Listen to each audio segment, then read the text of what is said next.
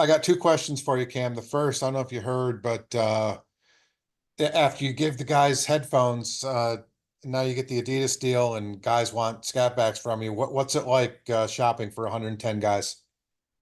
It's hard shot for 110 guys. They just talked to me in the locker room about the scat pads, and we got some guys on this team driving better than scat pads. So they ain't getting no whip from me. They know that. Um, I know you have been part of rivalry games before. I know that you, of course, understand what Miami, Florida State means, but now that you're in Miami, Florida State week for the first time, um, what have you picked up about this rivalry and what it means to the people involved that maybe you didn't know? Just the history of it, I would say. And I knew that even when I chose Miami, the rivalry with FSU. So I'm just excited that I finally get to play one of these games. The guys who've been on this team for full 4 years since Coach Chris Balls got here, they're excited for the game. So we get to go play a good football team on Saturday. What else could you ask for? So I'm just excited to see Hard Rock. Have a lot of people, have some people in the stands wearing orange, so it's gonna be a good environment. Thank you. Next, we'll go to Adam Lichtenstein of the Sun Sentinel. Adam. Hey Cam, how's it going? Good. So yeah, with the Bose deal and the Adidas deal, all that stuff kind of coming out this week. Just how do you stay focused on football and keeping your attention there while all this kind of the NIL stuff's all kind of happening too? Doesn't bother me one bit. All that stuff, I've it's been done. It's just finally getting out there now. So, my mind's always be on football. Football is the reason why I want to make a living out of my life. And I know what I have to do on the football field. None of the other stuff outside means nothing to me.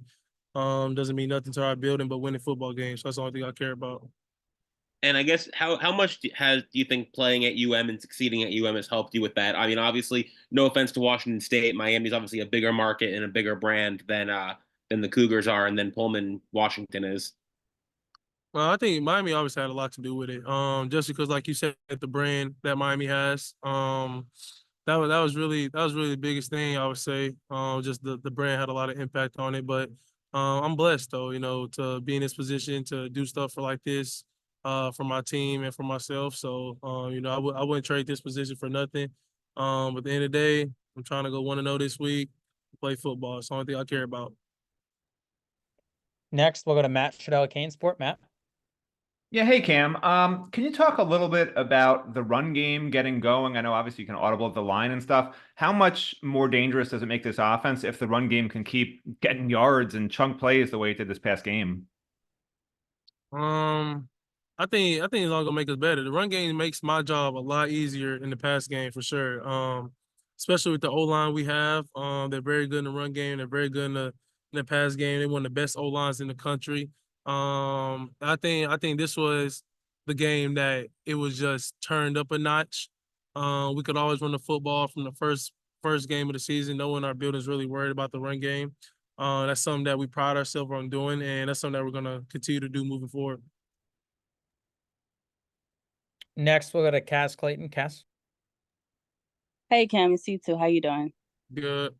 Good. I just wanted to piggyback on Adam's question about, compare and contrasting to the apple cut at Washington State. Leading up into this game, I know it's easy to say it's focus on being 1-0, but I want to know your preparation leading into a big rivalry game, not physically or scheme wise, but mentally. What's that preparation like going into this game?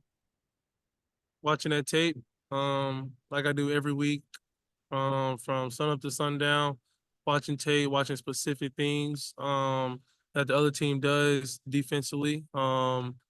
Third downs, watching do on third downs, watching red zone, watching short yardage, watching backed up scenarios, third and long, second and long. The more I do that, I think we can just put ourselves in a better situation when we get in those situations in the game. So nothing really changes preparation wise. I prepare the same every week. And I just go from there. We'll do a few more for Cam. Next, we'll go to Zuby Charles at Kane Sport. What's going on, Cam? Just wanted to ask you about that touchdown pass you had to Jacoby George. Really similar to the one that you guys, connected on in Florida. They dropped like 8 in coverages. Run me through that play, what you saw and everything. I checked the concept out there to JG, Strep, and Zay. They ended up they played the coverage that I wanted versus it, but they dropped back so they couldn't get into their routes as fast. But we rushed 3 against one of the best O-lines in the country. They gonna give me all day in the world. And then scramble drills is something that we practice in the receiver room. They go to open space, they find it, and the O-line they did their job protecting. I did my job putting the ball in the play. JG he made a great catch in the back of the end zone. Next, we'll go to Adam Lichtenstein, the Sun Sentinel. Adam. Hey again. So yeah, on the topic of the actual, game coming up, just what have you seen from FSU's defense? I know the team's obviously struggling, but just what have you seen from them in the secondary and on their defense? They got a very good defense, honestly. Their D line's one of the best D lines out there. The secondary is very good. The linebacker core is very good. But I think the main thing for us is just executing our base plays, executing plays that we're put into the game plan. If we do that and just consistently get first downs, it'll take care of everything else. And then really just be physical. I think we be physical, we'll set ourselves up in a good situation during the game. And if we do those things, I think it'll help us be successful on offense. We'll wrap up for Cam with Tim Reynolds of the Associated Press. Tim. Cam, I also wanted to ask you about one specific play from the Louisville game. Damian kind of goes up the middle and drags guys 5 or 6 yards, and the whole O-line jumps in and pushes the pile another 5 or 6 yards. How cool was that play from your vantage point? It was good to see. I thought he was gonna score that one too. That boy Dane was running good. Marcus running good. The O-line, even after the play, like you said, pushing the pile and stuff like that. That's stuff that we emphasize in practice, though. So it's everything we do in practice comes to light in the game. So it's really just a routine play for us. And we just got to have more plays like that in the run game and in the pass game. Thanks again. Cam, we appreciate your time and good luck on Saturday. Appreciate it. Thank you.